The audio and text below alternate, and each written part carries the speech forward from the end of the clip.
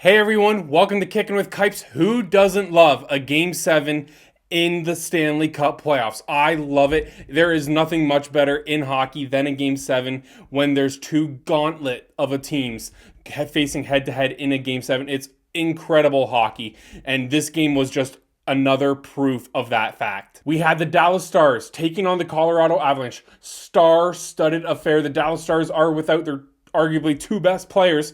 Miro Heiskanen, he's been out since the Four Nations face-off with an injury. Not Wyatt Johnson, he scored in this game. Robertson, he got injured right before the playoffs in the last game or two of the regular season. He missed this entire first round, and the Colorado Avalanche couldn't take advantage of that fact. The Colorado Avalanche, they fall in Game 7 to the Dallas Stars, losing 4-2 after having a 2-0 third period lead.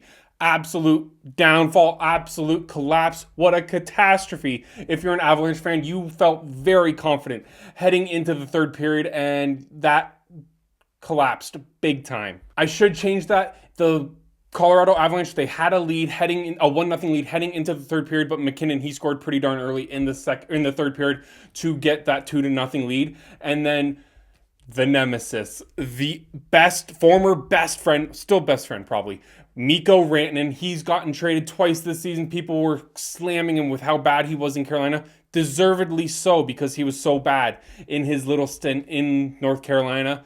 But he comes to Dallas. It takes him a bit to get situated, but he had one heck of a series in this one against his former team. Playoff Mikko Rantanen has been a thing that people have talked about in past years, and boy oh boy did he ever show up in this series. In these 7 games of the first round, Mikko Rantanen, he put up a whopping 12 points to lead his team along the way, trying to get that second round playoff berth.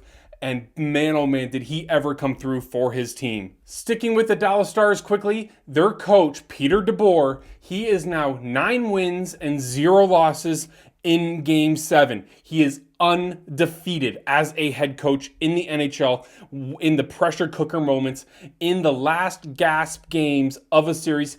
You cannot beat this man. This is absolutely incredible stat. Like, how do you not ever lose in a game that your team has their back up against the wall at the same time as the other team has their back up against the wall? How do your teams never fold under the pressure? That just speaks to the quality of control that man has over his locker room, the amount of respect that he has in the locker room, that his players can go out and perform at the highest level in these pressure cooker moments. Heading over to the Colorado Avalanche side of things now, they have now lost 7 consecutive Game 7s.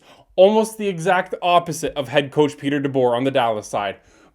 Not good whatsoever. Jared Bednar, I'm kind of curious. I don't think his job is on the line whatsoever. I'm not saying that at all, but I do wonder if, with how many head coaching vacancies are open right now, some teams come a-calling. Nathan McKinnon, he even wasn't cryptic at all in the post-game interviews, but he did say, I vaguely quoting this, he said, "I don't know what we will do in the offseason."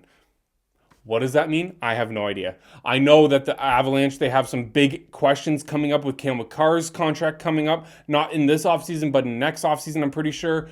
And boy, oh boy, do they have some massive decisions to make. You got to give credit where it's due, though. The Avalanche, they rebuilt this team from scratch. Throughout the regular season, they got a whole new goalie tandem, which worked out brilliantly. They rebuilt their center with Nelson coming in, with Charlie Coyle coming in, Jack Drury.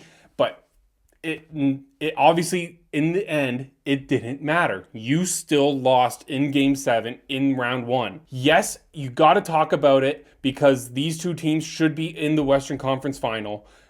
And you could argue, yeah, we got Edmonton. Yeah, we got Vegas. And yes, those are 2 other excellent teams. But if you were to tell me that you don't think that these 2 teams are arguably the most likely to be in the Western Conference Final, you're crazy. Let's go over the goal scorers quickly in this game. Josh Manson, he scored the opening goal of this game shorthanded. That should have taken the momentum right out of the building. It didn't. Well, it did for a time being, but it didn't in the long run. The Dallas Stars were obviously able to rally back. Nathan McKinnon, like I said, early in the third period, he got a pretty nice goal coming right off the bench and skating in and potting it in the back of the net. And then comes Mikko Rantanen. Boom, boom. and then Wyatt Johnson scores to make it 3-2. The place goes ballistic. Wyatt Johnson, I'm 6 foot tall, and I think Wyatt Johnson could have leapfrogged over me with how high that guy jumped after scoring that tight angled shot. Beautiful goal. And Colorado obviously empties their net. They go down the ice. They make some good chances. Ottinger makes some very nice saves. And then the Dallas Stars, they get the puck out of the zone. They bank it off the boards, and in comes Mikko Rantanen, throws it into the back of the net, empty net. His players mob him, and the Dallas Stars win 4-2. Ottinger gets the win. Blackwood, unfortunately, gets the loss, credited with 3 goals against in the net. And the Dallas Stars are now awaiting their opponent in round 2. The winners of Winnipeg St. Louis tomorrow will be playing the Dallas Stars. What a matchup that will be as well. Before we head out, I'm going to read this stat verbatim because of how crazy it is.